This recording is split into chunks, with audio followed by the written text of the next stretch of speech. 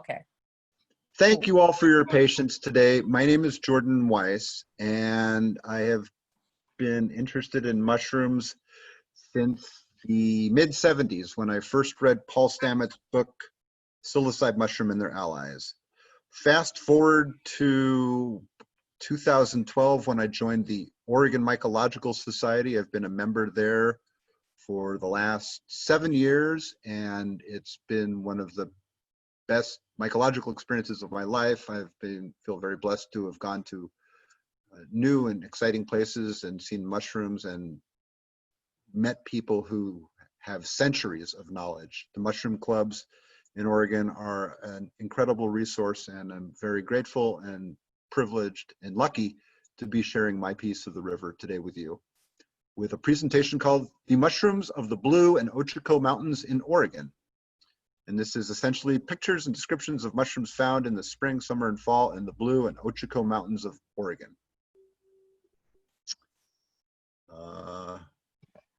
We're going to go right into it.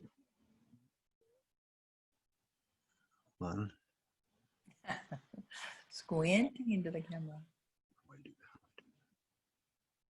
Next. Okay, thank you. I'm getting professional grade consultation from an expert, and I appreciate all your patience. So this picture here is the common field cap, and it's a very common mushroom in Oregon. It occurs in the spring and summer on animal dung after wet periods. This is one of the mushrooms that you'll see in cow pies or underneath cow pies, and it is your atypical little brown mushroom.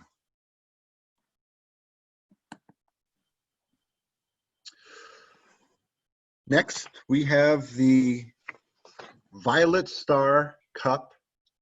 This is one of the first, quote, mushrooms or fruit bodies that you will encounter when hunting morels in the spring here in Eastern Oregon. If you are not careful, you can very easily walk over them, as the fruit body on the left looks like. It doesn't look like much, and if you're walking fast and looking for morels, you could very easily walk over it. By the time the cover breaks on it, it exposes some of the violet inside, and your picture on the right is what they look like. And this is a great indicator species for morels. Macroscopic identification characteristics for this species are going to be a white growth on the ground, and it could have cracks or breaking that would expose a violet inside, and under the right circumstances, it'll actually look like a star.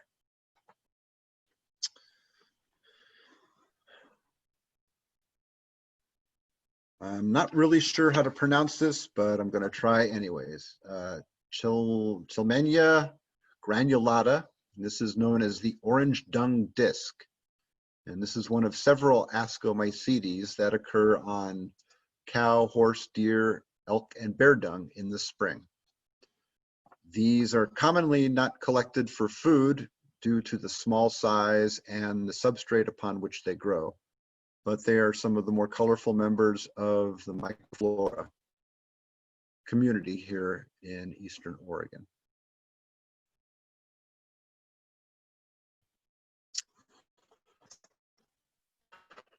These are known as false morels. I think this is probably one of the first mushrooms that people who wild mushrooms, especially morels, will learn about. You do not want to make a mistake in identifying any mushrooms, and especially not with Gyromitra esculenta. I've heard of people eating mushrooms for years, and I read too much information about them. I don't think it's a good idea, but I guess people have been eating Gyromitra, which is commonly known as bull nose, cow nose, and I heard a friend call it. I don't know how that entices people to go out and eat wild mushrooms, but I guess they kind of look like They have the ring lobes. In any case, the Gyromitra esculenta on the left has very toxic compounds that are rocket fuel. So this mushroom is especially toxic raw. People have died in Europe from eating this mushroom. That said, stories of people who eat them, and the gyromitrin accumulates in people's bodies so they can eat them for years without having any ill effect, and then one time they eat them and they get really sick. It's one of the mushrooms I would recommend against eating.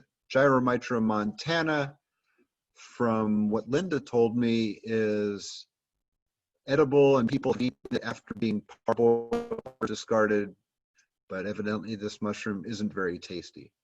So let's go ahead and make sure all wild mushrooms we eat are very delicious and are known edibles, just to prevent any confusion.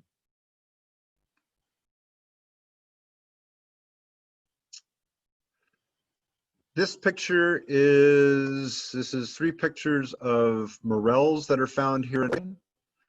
The morel on the left is known as Morchella rufobrunea. It's called the landscape morel. It appears in landscaping, in deserts and mountains. The morel in the middle is called Morchella importuna. That's also known as the inconsiderate morel. I guess this mushroom fruits in places that people don't look for it, which some mushrooms would consider that to be an inconsiderate act. I don't know if mushrooms consider themselves inconsiderate. It's just the same. And the mushrooms on the right are americana, and these mushrooms are commonly found in riparian areas, with poplars and other trees that grow along the river sides here in Oregon and throughout the West. Hey, Jordan, sorry to interrupt. Yes. But some people are saying that the audio is breaking up. So I'm thinking that what will happen if people turn off your video, that will have more bandwidth, it may help better. Just turn off your video for a little while. It might make it the stronger signal. So down at the bottom on the left, there is a start video or stop video. There's a, click on that and see if just your name will come up, or your picture if you've entered a photo. It might help the reception for everybody else if we stop the video for a little bit and let's give it a try. We can pick it back up later. Okay, and I'd also like to let people know that we're sending a copy of this PowerPoint presentation to Linda. I already sent a copy, so it should be made available to all club members after tonight. Are we still breaking up? Well, not so far, so good. Okay. Please let me know again if there's any more. Okay, breakup. thanks. Sorry to interrupt. Thank you. So morels, there's different indicator plants and environmental and climatic actions that will indicate whether they're fruiting. Thank you very much for the people that gave the local to the Ochocos Mountains about the snow being gone and about the tamaracks. That's local knowledge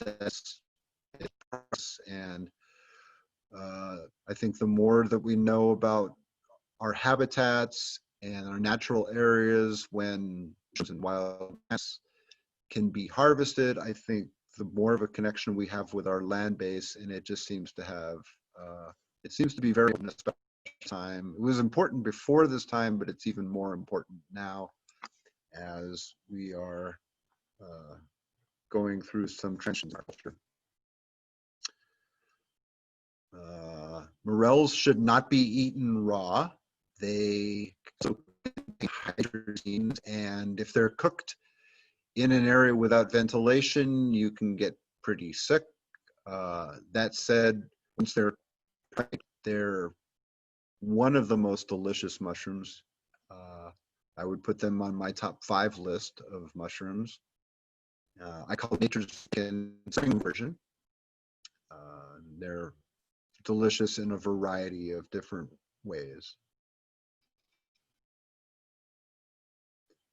This is called Copernopsis nivea, the snowy inky cap, and it's one of several loving inky caps that's quite striking when fresh, and it occurs during wet periods. The picture on the right has some of the particles from the cap falling off into the substrate, and that may help with adding more genetic material to the substrate so they continue to grow and colonize. These mushrooms, they're striking white. They occur in little clusters on dung heaps, and sometimes they add a nice little bit of color to when you're walking around the pastures and looking at nothing but cow pies. Next is another inky cap that a lot of people are familiar with. This is called Cuprinus comatus. This is also known as the lawyer's wig, and the murderer's stake. So the murderer's stake was named the murderer's stake in England because English people have such a great, dry, dark sense of humor. That mushroom that is deliquesced up to the top, it looks a bit like a stake. And lawyer's wig, any one of these elongated mushrooms would look like an old timer's wig. Shaggy mane, that seems to do it the best for me though. This mushroom occurs to a lesser degree in the spring and to a much more extent in the fall. We've seen these mushrooms on the side of roads in eastern Oregon growing gravel. They like hard packed gravel, clayey roads, and when they're in an area, they can continue to stay there for a long time, just as long as the conditions remain right. We've made spore slurries of this mushroom before and thrown it into grassy patches, and a crop will come up in the following spring or fall. They love wet weather. They feed on lawns that are rich in nitrates and nitrites. If you are going to collect this mushroom for the table, make sure you're collecting it from an area that doesn't have any known sources of pollution, as you should all mushrooms. The amount of information that we know about mushrooms bioaccumulating and hyperaccumulating toxins is not as readily available as the number of people who collect mushrooms and plants for consumption. So when you do collect for the table, be sure of your identification and collect in areas that are not exposed to areas of pollution. The shaggy mane, by the time the gills turn black and this is called deliquescing. So oftentimes people can harvest a bunch of shaggy manes, and if they leave them in their car too long, they're a stinking mess by the time they get home. If you do find a lot of shaggy manes and if the gills are still white, you can throw those into boiling water. You can parboil them for about 10 minutes, and that will stop the deliquescing process. And then they can be put in the refrigerator, or they can be stored for a couple of days. All makes a stinky and odoriferous ink. I took some of the mushrooms and I put them in a bucket, and a few weeks later, everything had turned black, but it really does smell. So yes, they make a good ink that yields browns and grays, and it also stinks. So if anybody finds a way to make shaggy mane ink and remove the smell, you'll have a lot of new happy mushroom friends who will probably send you samples of their artwork.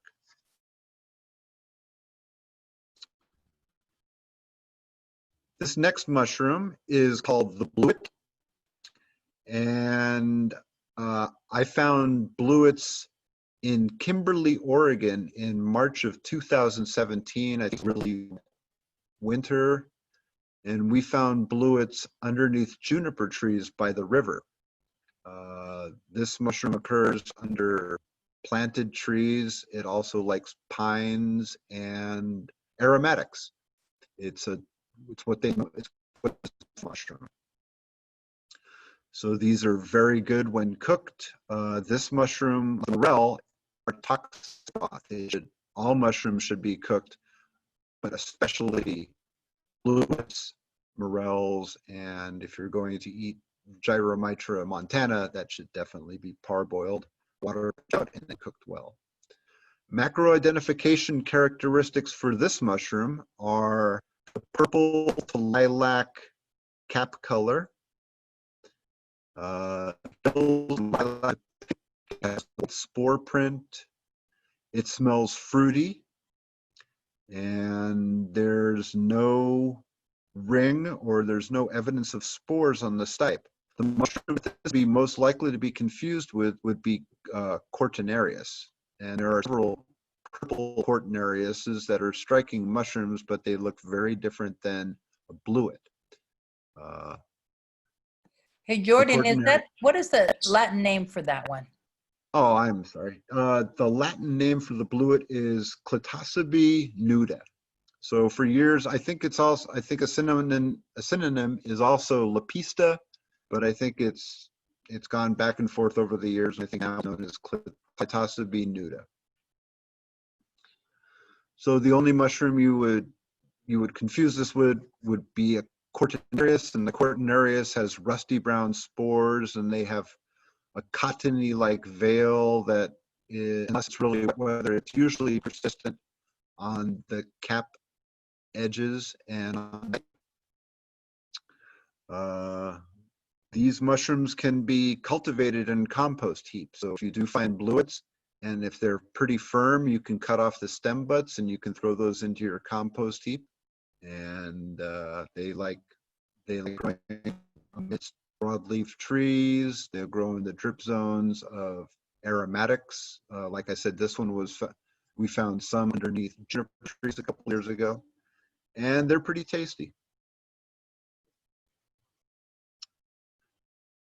Next mushroom we're going to show is the honey mushroom.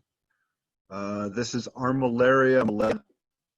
This is also this honey mushroom that grows in East Oregon, east of Prairie City, is known as the world's largest organism. And there was a picture in Mycelium Running, book from 2005, that showed an aerial view of a mountaintop that was colonized by this fungus. And the world's largest living fungus is approximately 1,700 hectares in size and about 2,400 years old. So if you're in the mountains outside of Prairie City, east of Prairie City in the fall, this may be the most prolific mushroom seen in the forest. Macroscopic identification characteristics for the honey mushrooms are their honey-colored caps. They're usually larger mushrooms, and they usually fruit in large clusters. Linda was telling me about large clusters of Foliotus species fruiting. And to the beginner, I think both of them can be used. But once you pick a honey mushroom and you look at its macroscopic identification characteristics, like the honey-colored cap, the white to off-white gills, white spore print, dense clusters, and a persistent ring. There is a honey mushroom that doesn't have a ring, but I think as the honey mushroom that does have the ring, which is Armillaria malea. To the left is a picture of the honey mushroom mycelium. These black growths are old mycelium, and sometimes when you see honey mushrooms fruiting on a stump, a log, or a snag, and some of the bark has fallen off, this is what you see underneath. It's also, they used to call this the black shoelace fungus because it vaguely resembles shoelaces. I don't know if people still call it that. Luckily for us, the honey mushroom is considered an edible species. It's also considered a blight fungus. And what that means is if you have a tree, or if you have a plant or a bush in your yard that has honey mushrooms growing on it, and you remove that, if you don't get all of the root matter or woody debris, some of the mycelium from the honey mushroom will be left over, and it can still infect other plants that are planted in that area. Edible species, use caution when eating a new mushroom for the first time. Don't do it. Sometimes you can find these mushrooms in huge quantities, which certainly does not mean if you find 5 or 10 pounds of them that you should cook 5 or 10 pounds of them and eat them. It's always best to eat a small amount of mushrooms to see how your body reacts, and then to use caution as you would with any wild foraged mushroom or plant.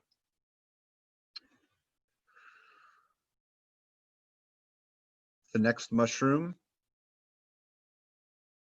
is several species is known as Agaricus albolutescens, and I did a little research today, and the cultivar of this mushroom is called Agaricus albolutescens. The version of this mushroom that fruits in the mountains is called Agaricus moranii. And I went on to MycoWeb, which is a California-based mycological online resource, and this picture was prominently featured in my Google search. So agaricus mushrooms, they generally have pale, pinkish. This one has even paler gills when young. And in age, those gills turn chocolate brown, which is an easy macroscopic identification characteristic. This mushroom can be confused with amanitas, which for a beginner, you wouldn't be able to tell an agaricus from an amanita. But if you dig up the mushroom from the bottom up and retain as much of the base as possible, there are macroscopic identification cues that you can use to discern whether it's an amanita or an agaricus. Amanitas, they can be thick-statured like this. I don't think the gills, I think the gills are a little thinner, and I think the cap is a little less fleshier. But when you're finding mushrooms for the first time, you can actually see things that aren't there. So it's always best to use a combination of macroscopic identification characteristics to identify mushrooms that you plan on eating, instead of going by a picture, or worse, going online and hoping to see something that matches. The good news is once you do identify mushrooms using macroscopic identification characteristics or the keys, it makes it possible for you to pick the mushroom that you've identified correctly again in the future, and it also gives you the tools to be able to identify other mushrooms that you will happen upon in your travels and would like to identify. As Chuck Barrows once said, there's old mushroom hunters and there's bold mushroom hunters, but there's no old, bold mushroom hunters. This mushroom and most agaricuses that are edible, the edible ones usually smell pleasant. They smell mushroomy. Sometimes they smell a little bit like almonds. Be sure of your identification before you eat any mushroom.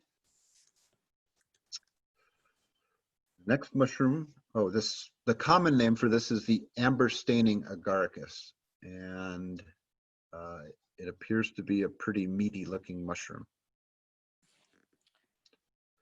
That one, Jordan, on Yes. that one, on that agaricus, that is something we find up on Green Ridge, and I have found it in the Ochocos some, but it's not a beginner one. And so I really appreciate you talking about the amanita that comes up right now. Comes up at the same time as this yellow agaricus. It's a yellow and white. They're very similar, and I always get nervous trying to tell people that it's just that this is such a delicious mushroom. It's worth studying and knowing. And you know, normally I would just avoid anything that looks close to an amanita, especially as a beginner. But as you've gotten some experience at macroscopic characteristics, and you've really checked out what amanitas look like, you can learn the differences. It's not like amanitas are horrible creatures and to never be touched. You know, some people get all freaked out about it, but this is one reason why I really wanted to learn about the spring amanitas as well, because this is such a good mushroom. Anyway. And that's a very good point, Linda. It does seem daunting, and a lot of people who don't know about the mushroom clubs and the books and the various methods to identify them, a lot of people can't even fathom how a non-scientist could distinguish the different mushrooms. But luckily, we have centuries and in some cases millennia of relationships with these different edible mushrooms.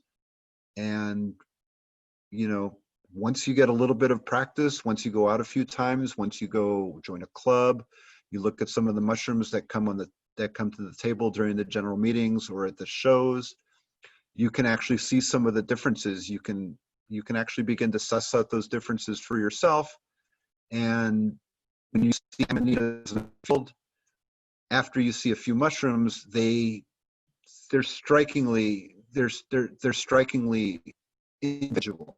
When you're first starting out, all mushrooms look a little similar and daunting, like it was for me, and I think most other people. But after a little bit of experience, you gain a little bit of confidence, and at some point you look at mushrooms when you're walking in the forest, and you'll be able to ascertain what genus they are by not even picking them up. You can look at the way they fruit, you can look at where they're fruiting, and it's a wonderful way to reconnect with nature. And when we do go out hunting for mushrooms by plants, we're actually using we're using senses and capacities and abilities that we don't really get to use in our everyday lives. And it's a wonderful way to reconnect with nature. Jordan, one more. Yes. We're having on and off problems with the audio. Okay, it's breaking up. Is it still? It's still breaking up. Every so often it's great, and then other times it's really hard. So I'm wondering if you took off your video, if that would help. I don't know, since you're just narrating. Maybe if you just stopped your video while you were talking and just played the, Let me try that. I just don't know, because I know people, it kind of comes and goes. It seems like for a while it's good, and then again people can't understand you at all. So okay, let me see if I can do that. Well, so let's try it again.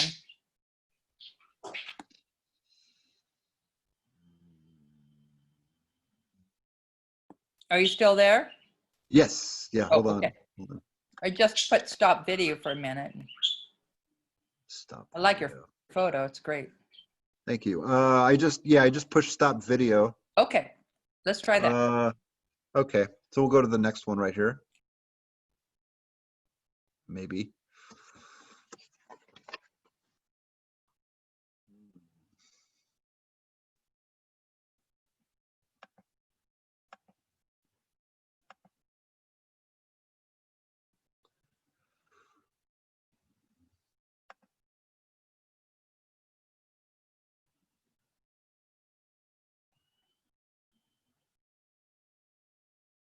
Okay. It doesn't seem to work here. You had it off, and if you then you turned it back on. Yeah, hold on.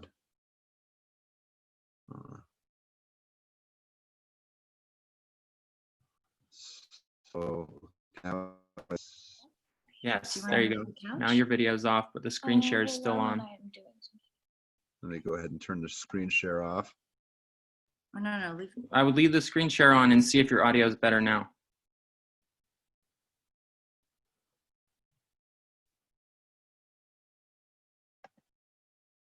So we can see the presentation. Jordan, if you just try talking now, we'll be able to know if your audio is improved. Does is this sound better? I think so. And if you can leave your screen share on, then we can still see your presentation. Oh, you just muted yourself though. There you go. Okay. Yeah, just carry on now and we'll see if it's better. I bet it will be. Okay, I'm not able to change slides here. Oh. Let's see. Hold on just a second.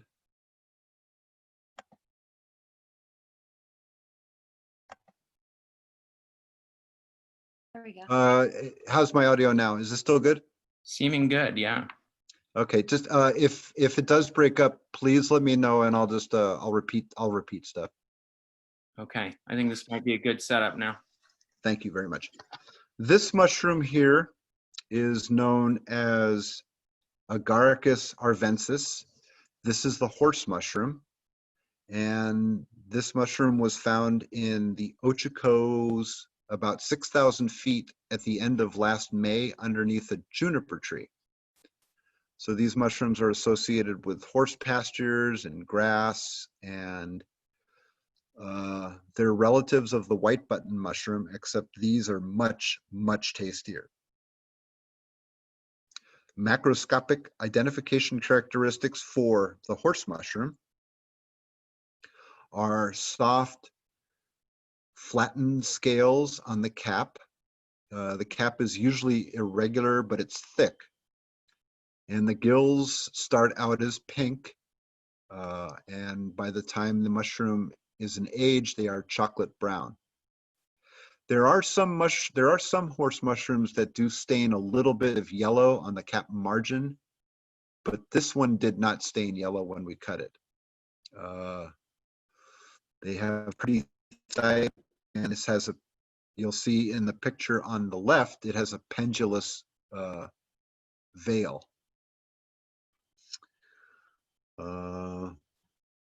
These mushrooms occur during wet periods and unfortunately don't occur fruitings, but when you do find one can add a nice little touch to a campfire dinner, or they cook up just like the white button mushroom, except they're much more flavorful, and the texture is much more, it's not too firm, but it's more firm than the white button mushrooms. And they smell strongly of almonds.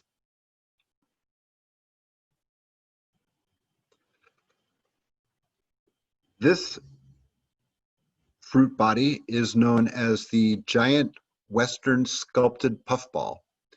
The image on the left is what it looks like as it's just emerging.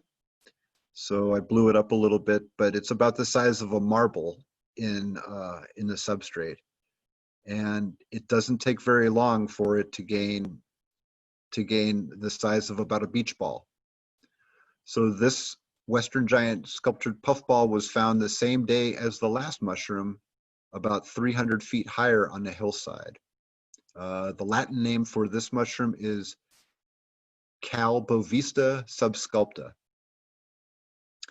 The mushroom, once these mushrooms are sliced open, I think it stops them from, stops the spores from maturing as fast. We sliced this mushroom open. We were up there for 5 days, and we ate off of this one mushroom for 5 days. It was delicious. I was a little wary about having my friends eat a lot of a new mushroom that they'd never eaten 5 days in a row, but none of us had any digestive complaints, and it was a very tasty mushroom, and it stayed white. It stayed all white throughout the whole interior for about a week before it started to turn yellow. If you do find this mushroom and it's turning yellow or brown as you cut into it, you should not eat it. It'll cause gastric distress and loose bowels. That said, if you do find this mushroom in that state, you can put it in a bucket and you can inoculate different areas on dry hillsides. And with any luck, you'll get a large crop of delicious puffballs the following year. Macroscopic identification characteristics for this species are the pyramidal shapes, pyramidal bumps on the top. It's a large mushroom. This was the size of a small beach ball. This one weighed about 8 pounds. And when they're older, the mushroom will start to crack in the areas in the areas below the pyramids between each of the bumps, and you can actually see the yellow and brown spores mature. And at that point, the mushroom is too old to consume. This mushroom is delicious when fried in butter. Slice them about a ½ inch thick, fry them in butter or in some kind of a fat, and they're absolutely delicious.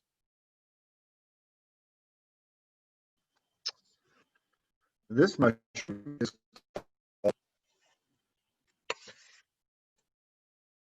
Gupinopsis alpina, and it's called, common name is the alpine jellycone. So this is a jelly fungus and is saprobic in nature. That means it lives off of dead and or dying material. It is found at higher elevations after snowmelt in the spring. And I'd like to thank Linda for sending these pictures, some of these pictures in this presentation. I took a good bit, I took most of them, but some of the pictures were taken by Claire Kunkel and Linda's son Adam, and this is just a spectacular photo. I'm very grateful to be able to include it in this presentation. This is one of the funguses you'll find when the snow melts at the higher elevations, and it adds a little bit of color to what ordinarily monochromatic landscape. This fungus is called the desert stalked puffball. The Latin name is phalloides. And this is one of the few mushrooms that grows in arid, dry desertscapes. Morels have been known to fruit in deserts as some other puffball-like mushrooms. The macroscopic identification characteristics for this fungus are it has a paper-like cup at the base. When the mushroom emerges, it tears it. The stem is fibrous and woody. It's just about the most fibrous woody stem for a mushroom that I've seen. And the spore surface underneath is white. So these mushrooms aren't collected for food, but they're quite interesting to observe when you're walking around a really dry area with sage and deer brush and other desert plants, that this mushroom will just pop up. And the fruit bodies persist for a long time, which may indicate that they have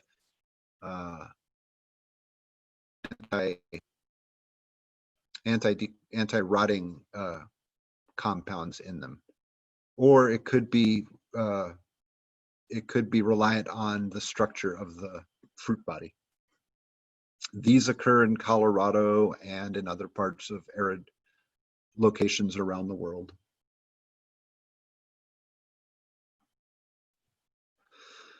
This mushroom is a little bit of a mystery to me. It's definitely a hypogeous fungus, which means it fruits underground. This was found in the Ochocos Mountains a few years ago in late May. It was right near a Ruse trilobata plant. I think that's also known as sourberry. So I looked at a couple resources today to try to find out if anything, try to find out what this fungus is. And the only thing I was able to ascertain is that it's an underground fungus. Of the few different types of underground funguses like tuber and Gaulteria and rhizopogon, it doesn't have any of the characteristics that are related to those funguses. This is the kind of thing that could turn up again. I did find this mushroom on top of the ground, which makes it a lot easier than having to dig underneath the soil. I don't remember the smell, which is a really good macroscopic identification characteristic, but it was about the size of a grape, and it has a dark exterior, and it's not really a marbled interior like truffles, but it's kind of folded and convoluted, maybe like a geopora. If anybody finds any information about this, or if I do, I will certainly send it to the club, and maybe there's some kind of listing on Mushroom Observer or iNaturalist of this fungus, which I will talk about later in the presentation.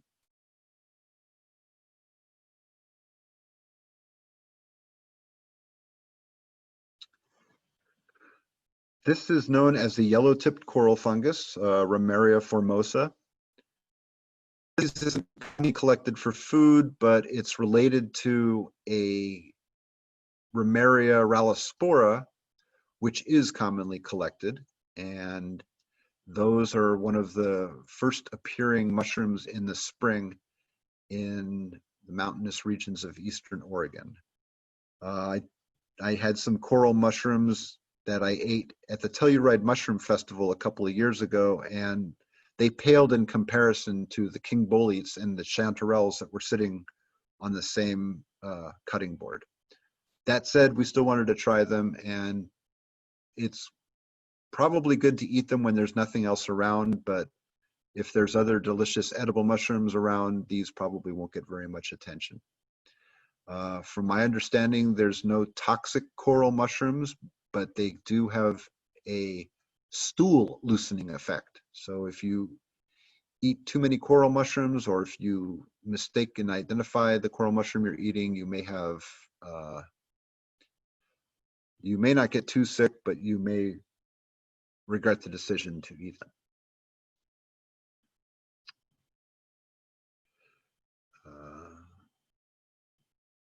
This species here is called Trametes versicolor. It's also known as the turkey tail. The turkey tail is a very common polypore that occurs on thin-barked hardwood trees. Occasionally, it occurs on conifers, and I have seen turkey tails on thin-barked hardwoods near Kimberly. It's really dry up there, and I think they were fruiting on aspen trunks or some other kind of broadleaf tree up there. Macroscopic identification characteristics for this species are it's going to have colored bands, brightly colored bands. They can be blues, grays, they can be browns, tans, sometimes there's reds, sometimes there's golds and browns. They're very striking mushroom when they're fresh, and the underside is always bright white. These mushrooms persist for a long time after they've distributed their spores. Sometimes you'll see old turkey tails on logs, and the tops are faded color and the bottoms are kind of greenish. People do collect this mushroom for medicinal purposes, and it's also commercially. If you do collect this mushroom from for teas or for tinctures, be sure of your identification and collect only fresh, colorful, and white-bottomed fruit bodies. What is this generally used for, this Trametes, as in medicinal? There are it's high in anti-inflammatory properties. There's a compound called crestin that is responsible for billions of dollars worth of medicinal mushroom sales in Asia and Australia. And it acts, there's compounds in it that also act as tonic to the immune system. So this is one of several different mushrooms that we use in our tinctures, and I'll talk about fungibles at the end of this presentation. I have a friend that it's going through cancer treatment, and her doctor recommended that he didn't call it this. He didn't even call it by the Latin name, but he, you know, she has to take this turkey tail every day. It used to be known as, it used to be referred to as Coriolis. So if you look at older field guides, they'll call it Coriolis versicolor. Trametes versicolor is what they call it now. Mushrooms do have healing properties, but there's other things that we can also do to maintain good health besides do what we do and then just add medicinal mushrooms. If we can, there's many different ways that people can make their bodies less acidic. Our lives in the modern era are pretty stressful, and that said, if we can do anything to reduce the stress that we have in our lives, that act alone helps our bodies function more optimally. So some people who have acidic systems or have persistent health problems, they can change their diets, they can get more exercise, they can have less stress, and instead of looking for a silver bullet cure to cure something, it's always recommended that we look at our health, consider a multi-dynamic approach on how we can get back to a more functional baseline. And that said, this is a very potent ally for people who use it for healing properties. And I think there was a TED talk where Paul Stamets talked about this mushroom was implicated in helping save his mother's life, who was at stage 4 breast cancer. And luckily for her, her son is a world famous mycologist, and even that wasn't enough to get her to try turkey tail. She had to get really far down the line, and she survived it. And it was a very moving piece on TED Talks, and it's part of the testament. It's just one story of testament on how mushrooms are healing allies on this planet.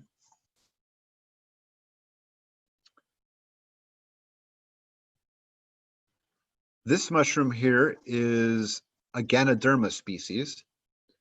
So it's related, it looks a little bit like an artist conch, which is Ganoderma applanatum.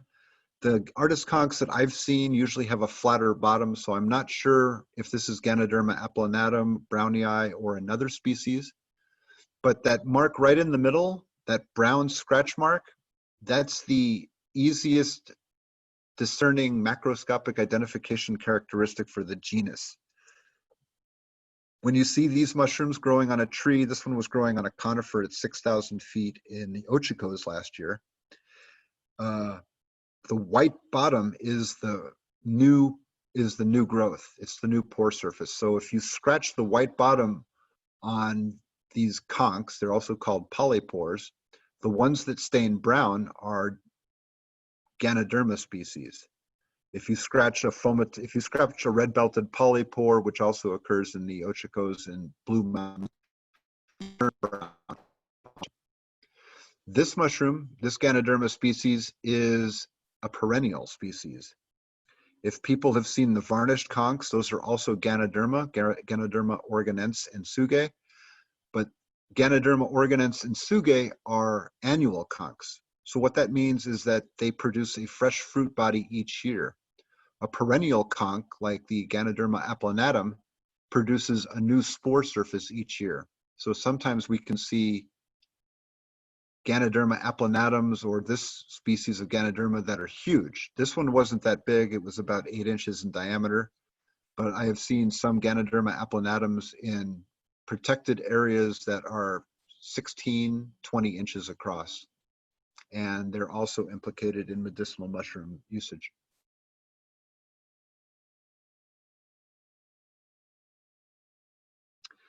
This species is called Flammulina populicola. It's also known as the velvet foot. The picture on the left was taken at about 6,000 feet in an old aspen stump last year in the Ochocos. And I usually find this mushroom in the fall and winter, and I was surprised to find it in the spring. The picture on the right is from Corbett, and I just wanted to include it because it shows the velvet on the stem. Macroscopic identification characteristics for this mushroom is they're going to have a tan to orangish cap. They're going to have white gills. They have a white spore print. And when the mushroom is fresh, as it is on the right side, they actually feel, the stems feel like they're velvety. And that's where the name velvet foot comes from. This mushroom was implicated in a reduction of pancreatic cancer in a prefecture in Japan for generations. The people there would eat this mushroom regularly, and they had low to almost no instances of pancreatic cancer in the area. So researchers found that it has anti-pancreatic cancer capacities. This mushroom also grows well in cultures, and it can grow on a variety of thin-barked hardwoods like aspens and sweet gums, alders, and maples. There is a cultivated version of this mushroom called the Inokatake. The Inokatake is, they're sold in packages in Asian markets. They're long stemmed mushroom, long white stemmed mushrooms with tiny little caps. And the way they get those mushrooms to grow is they'll grow them in culture, and they'll raise the carbon dioxide levels. So when the carbon dioxide levels are increased for this mushroom, it makes the stem get really long, and it makes the caps don't develop, they don't develop optimally for sporulation. It's a very popular mushroom, and it's a little bit like noodles when you cook them.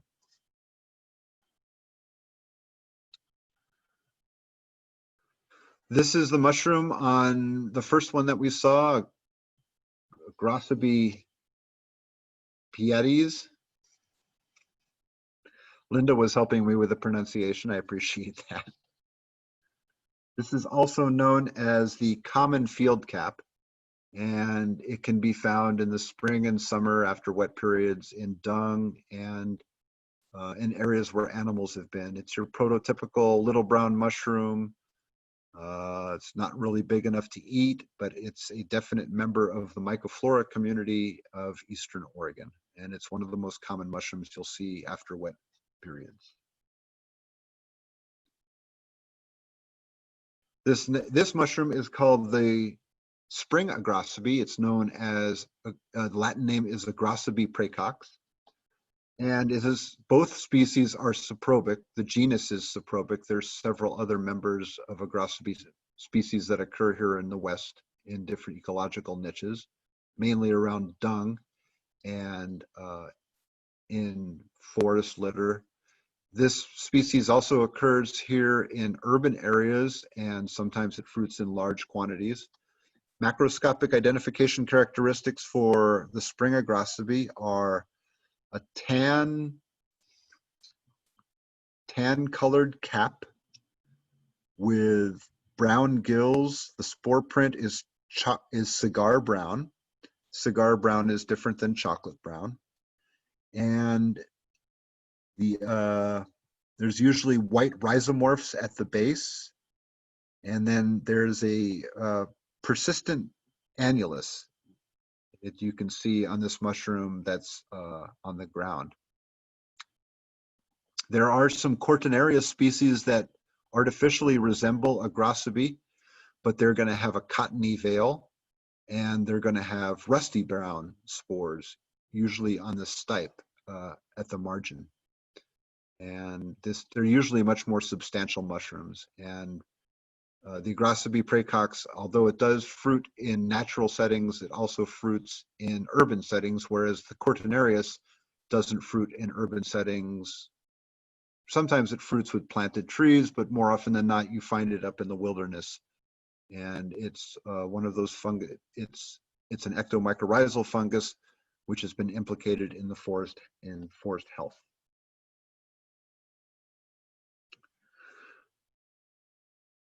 This species here is called Hygrophorus purpurescens. It's a mycorrhizal species. This is part of a genus called the waxy caps. And this is one of the larger gilled mushrooms you're going to find when you start looking for morels in the spring. I went on an Oregon Mycological Society foray at Camp Subtle Lake a few years ago, and we didn't find a whole lot of morels, but we found a lot of this these mushrooms. So they're kind of striking when you see them. They're whitish. They've got pink spots. They're colorful. I don't remember collecting them for food, but it was nice to see big mushrooms in the spring, even if we weren't finding morels. Oops, sorry. This mushroom is called Pseudobrevipes. It's also known as the slippery jack, and it can be found under ponderosa pine in the summer and fall, the spring, summer, and fall after wet periods. We found this under a ponderosa pine near a dirt road. And when these mushrooms are firm, the caps can be peeled and they can be cooked up, and they're not as soft as some of the other swilluses. Most of these mushrooms usually cook up slimy, which puts off a lot of people. The good news is if you find a quantity of these mushrooms, and if you can peel the caps off, they can be dehydrated and then made into a powder. And the powder goes very good into soups and sauces and stews and gravies. Most of the time, even when you find firm mushrooms like this, they usually cook up slimy, and that's a big deterrent for people, for all people except for the hardiest mycophages. Some people have also made a mushroom leather from this mushroom. And what you would do for that is you would dehydrate them, you would make them into a powder, and then you can mix them with a binder and then put them on sheets of parchment paper and put them in an oven at low hours, and it comes out like a fruit roll-up, except they're not fruity, they're mushroomy. And here is one of the stars of the show, one of my all-time favorite mushrooms, Boletus rex veris. This is also known as the spring king bolete. The spring king bolete differs in macroscopic identification characteristics from the king bolete in that this one has a tapered stalk down at the bottom. And I'll toggle back and forth between these two pictures. The spring king also fruits in tight clusters, whereas the king bolete usually fruits in single or in troops. They usually don't fruit. They practically never fruit in clusters. Both the spring king and the regular king bolete have the fine netting pattern on the stalk. You can see it. It's called, it's also known as reticulation. It's not so visible on the ones at the bottom. But you'll see that the ones on the bottom have white pores when they're young. And then as the mushroom ages, those white pores turn yellow. So a lot of people don't like to eat the older king boletes because they tend to get riddled with fungus gnats, but a lot of people will cut the mushrooms open lengthwise, and they'll inspect them before they either leave them or take them. If your spring king boletes are fruiting in dry areas at the beginning of the season, there's a good chance that they will not have any larvae holes. If they're later in the season and if it's wetter, even the buttons can become riddled with these fungus gnats. The fungus gnats have a type of vision that allows them to see primordia, the primordia of mushrooms fruiting underground, and then they will lay their eggs on the primordia. As the primordia develops, their eggs are encased in the mushroom, so it not only protects them from predation, but it also gives them some food to eat. And that's why the insect larvae holes start at the bottom and they usually end at the top. The small firm buttons are very good for cooking whole. The bigger specimen, if they're not riddled with insect holes, they can be dried and they're spring king boletes and regular king boletes tend to concentrate their flavors. So a lot of people think they're better dehydrated and rehydrated than fresh. These two clusters here, these are my favorite stage for eating king boletes. I would take these mushrooms here, and provided they don't look like they're going to be riddled with insect holes, I would slice them about a 1/4 inch thick, and then I would fry them in butter. And I could do a stir fry with them. You can eat them on a sandwich with some melted cheese. I like Gouda or Swiss cheese. This is one of the tastiest mushrooms in the world, and people have been eating this mushroom for longer than they've been talking or writing about them.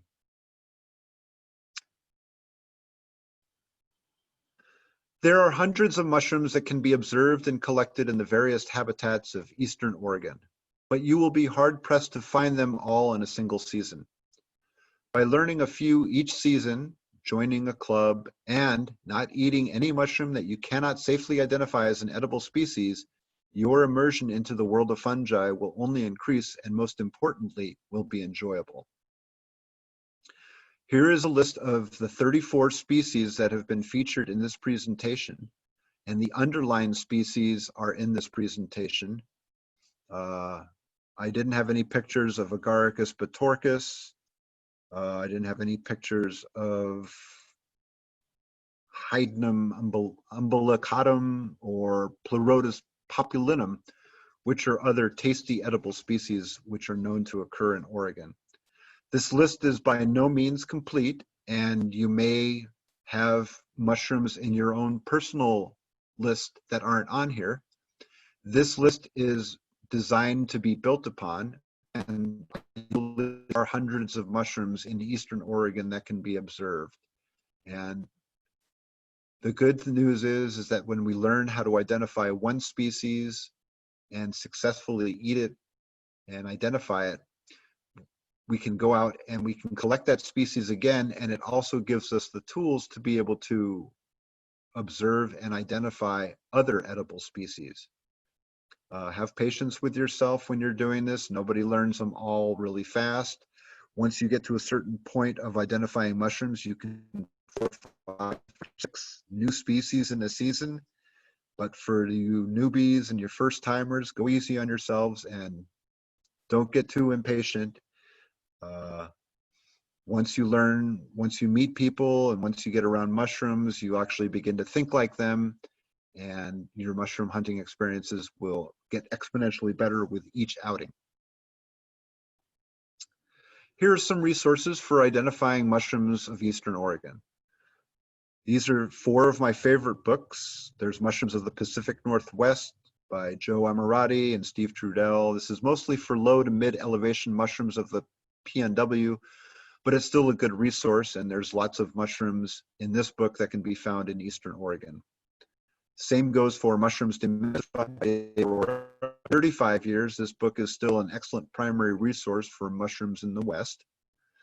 All That the Rain Promises and More is the full popular field guide of all time. There's been some name changes, but the habitats for the mushrooms are still the same, and they still look the same as they do in the pictures in this book. It's one of my favorite books, and I recommend it to all my beginner and intermediate mushroom friends. The newest book of this lot is called Mushrooms of the Redwood Coast by Noah Siegel and Christian Schwartz. And Linda told me that Christian Schwartz presented and led a foray at last year's fall show, or last fall. And Yeah, last year's fall show. Yeah, I'm glad to know that Christian's made it out here. He's one of the more exciting, knowledgeable mycologists that I've met. And this book, if you don't have this book, it's a beautiful guide. It's one of the best mushroom guides ever produced. And even though it's for mushrooms of the Redwood Coast in California, there's over 500 mushrooms in this book that can be found in Oregon. And a lot of them can be found in the Ochocos, the Blue Mountains, and near the riverbeds here in Eastern Oregon. Online resources, there's many of them. The first one that I'm going to talk about is mushroomobserver.org. This is the best online resource for pictures, locations, and distribution of mushrooms in Oregon. You can go onto mushroomobserver.org and you can look for mushrooms that are fruiting in your area, and you can actually get a feel for what people are posting at that time. Granted, not everybody is going to post the mushrooms that they find early season mushrooms, but enough people do to where there's data that can be collected from Mushroom Observer and iNaturalist organization, iNaturalist.org, that will help people learn about what's fruiting and the distribution of the various funguses here in Oregon.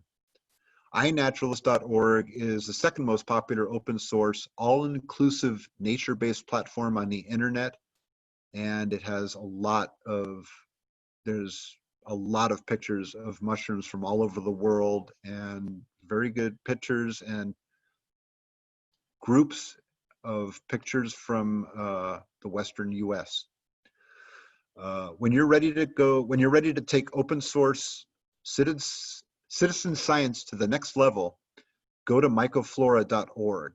This is where people will actually go to start collecting massive amounts of data and taking pictures of all the mushrooms in their area on what they call mycoblitzes.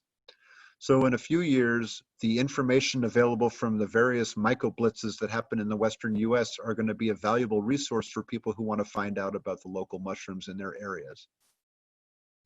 Mycoweb.com is a California mushroom resource, but there is a lot of overlap with Oregon mushrooms. And that picture of the amber staining agaricus, Agaricus moranii, was featured on mycoweb.com. Mushroomsandben.org is the best mushroom club and resource for all things mushroom in Eastern Oregon. And the last two I'll mention are Instagram and Facebook. On Instagram, there are many different groups and pages to browse.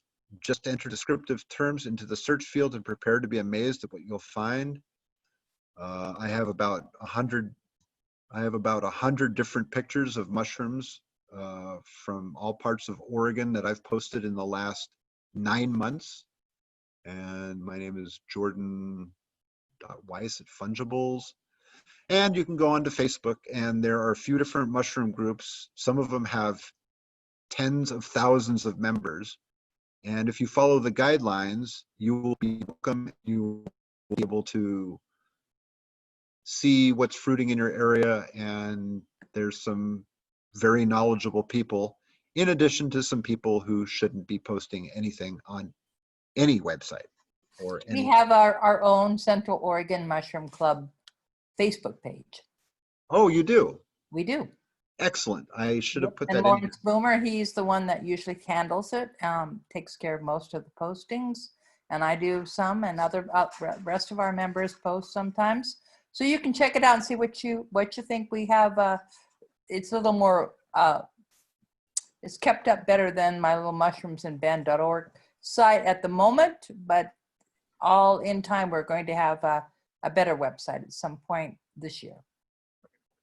Thank you very much for sharing that. I will check it out. I saw the one on Instagram, and I don't think there was much action on that, but these open source social media platforms for sharing information about mushrooms, as long as we're not using them inappropriately, which basically means trying to identify mushrooms by what we see online, I think they're good resources for people to use, in addition to taking classes and workshops, joining a club, reading books, and going on forays.